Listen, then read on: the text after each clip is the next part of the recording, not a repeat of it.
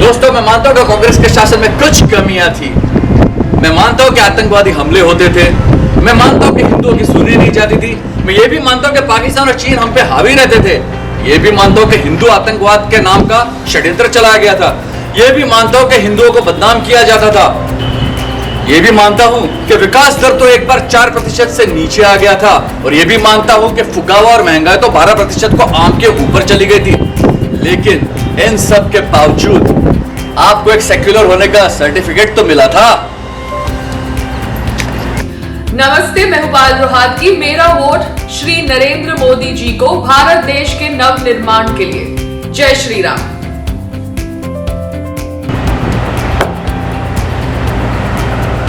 चलो, माना कभी कभी चीन हमारी सरहद में घुसाया करता था। यह भी माना कि विदेश से हथियार लाने में दिक्कतें होती थी। माना कि हमारे जवानों का मनोबल काफी कमजोर था। यह भी माना कि 60 साल में उनको आरोप नहीं दे पाए। 1 रैंक 1 पेंशन। यह भी माना कि प्रॉपर्टी डीलों की एक ब्लैक इकोनॉमी, एक काले बाजार की एक पैरेलल इकोनॉमी चलती थी। काले धन का प्रभाव था। लेकिन इन सब के बावजूद एक बात तो माननी पड़ेगी दोस्तों कि रेलवे प्लेटफॉर्म टिकट का भाव सिर्फ 5 रुपए था। माना कि आज की तारीख में जो 35 किलोमीटर प्रतिदिन हाईवे और रास्ते बन रहे, उस वक्त केवल 12 किलोमीटर प्रतिदिन बनते थे। माना कि उस वक्त प्रधानमंत्री की भी नहीं सुनी जाती थी। यह भी माना कि व्यापारियों को बहुत घाटा होता था, उनके धंधे घाटे में चलते थे। माना कि 2G, कोयला जी, कॉमनवेल्थ जी, जोगस्टा जी जैसे मामलों में तो हमने वर्ल्ड रिकॉर्ड कर दिया था। यह भी माना कि 18,000 गांवों में बिजली नहीं थी। यह भी माना कि गांवों में शौच नहीं थे और शौचालय न होने की वजह से गांव की महिलाओं को बड़ी शर्मनाक परिस्थितियों का सामना करना पड़ता था। लेकिन हम एक प्रगतिशील देश तो माने जाते थे। माना कि उद्योगपतियों को 34 लाख करोड़ तक के लोन दे दिए गए थे और कई लोग तो उसमें से भगोड़े हो गए, उन्होंने वापस चुकाया ही नहीं। यह भी माना कि रेलवे स्टेशनों में बहुत गंदगी हुआ करती थी, मूल सुविधाएं भी नहीं दी जाती थी। यह भी माना कि होम लोन्स 11% मिलता था और घर लेना महंगा था। माना गौ हत्या बहुत ही आसान थी, अवैध बूचड़खानों पे कोई लगाम नहीं थी। माना कि रेस्टोरेंट में बाहर खाना खाना भी महंगा था क्योंकि 28% वैट चुकाना पड़ता था। यह भी माना कि किसानों को अच्छी फसल बीमा योजना नहीं मिलती थी। माना कि जाकिर नाइक जैसे लोगों की चलती थी। यहां तक कि पुलिस को आतंकवाद से कैसे निपटना चाहिए उसके लेक्चर देने उनको बुलाया जाता था। इमाम और मौलवियों का राज चलता था, उनके फतुओं का कानून चलता था, संविधान की धज्जियां उड़ती थी। माना देश विरोधी नारे भी लगते थे। भारत तेरे टुकड़ों के इंशाअल्लाह इंशाअल्लाह को फ्रीडम ऑफ स्पीच के नाम पे आवकारा जाता था। यह भी माना कि कई देश के कोने में तिरंगे को जलाया भी जाता था, हमारे देश के झंडे का अपमान भी होता था। आए दिन सेना का भी अपमान होता था, उन्हें बलात्कारी भी बताया जाता था। यह भी माना कि हिंदू विरोधी और भगवान राम विरोधी एक लहर सी खड़ी की जा रही थी। लेकिन इन सब के बावजूद आपको हिंदुस्तानी कहा जाता था।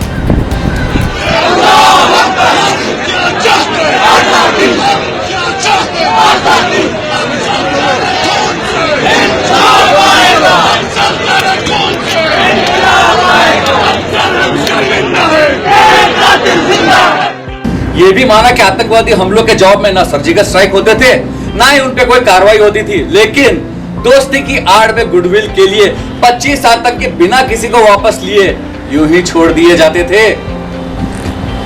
और मुंबई आतंकी हमले के बाद कुछ लोग तो पार्टी करते हुए पाए गए थे।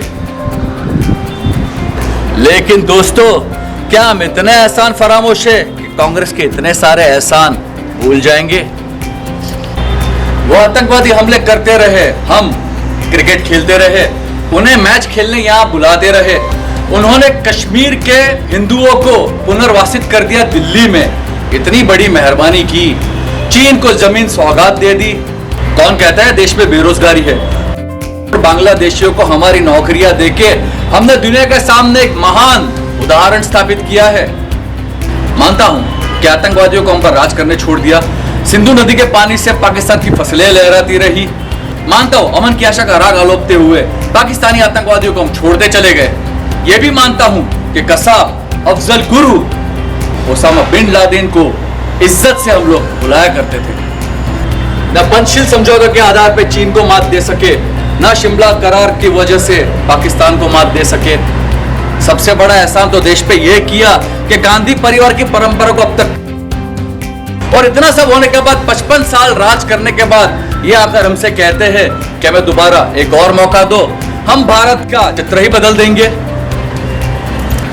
हमने मोदी सरकार को सिर्फ एक मौका दिया और उन्होंने भ्रष्टाचारियों का जीवन नरक बना दिया।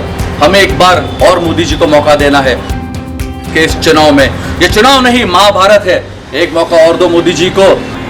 पूरा भारत पूरी तरह से स्वच्छ करके रख देंगे, ना भ्रष्टाचार रहेगा, ना अराजकता, ना जातीय भेदभाव, ना ही आर्थिक कटोकटी। एक मध्यम वर्गीय इंसान सारी जिंदगी मेहनत करके पाई पाई जोड़ के बैंकों में, फिक्स डिपॉजिट में, बीमा में, वो इसलिए मेहनत करता है ताकि आने वाले भविष्य में अपने बच्चों को सुरक्षित कर सके, उन्हें अच्छा से अच्छा शिक्षण दे सके, अपनी बेटियों की अच्छे से शादी करवा सके। आज तक हमें कांग्रेस सरकार ने इस मध्यम वर्ग को टैक्स लेने के अलावा हमें वापस कभी कुछ दिया ही नहीं है। और अब जब मोदी जी 5 लाख तक की आय पे छूट दे के हमें न्याय दे रहे हैं, तो ये गरीबों के नाम पे हमारे साथ अन्याय करने पे तुले हमारा ही टैक्स फिर से बढ़ाने में लगे हुए हैं।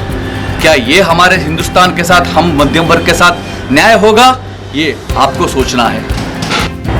राजनीतिक भेड़ियों के झुंड पे वो एक बब्बर शेर है, शंका करना उस शेर पे भारत देश तौहीन है।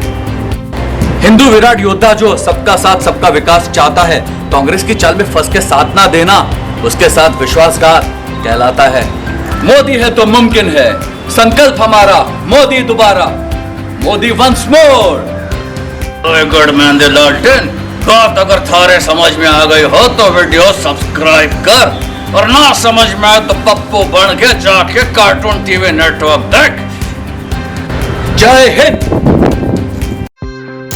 एक आम गृहिणी के मन की बात, भारत में हो फिर मोदी राज। हरस मोदी, थैंक यू मोदी जी, हर Modi ji. Once again, it will be Modi सरकार ओनली। मोदी है तो मुमकिन है।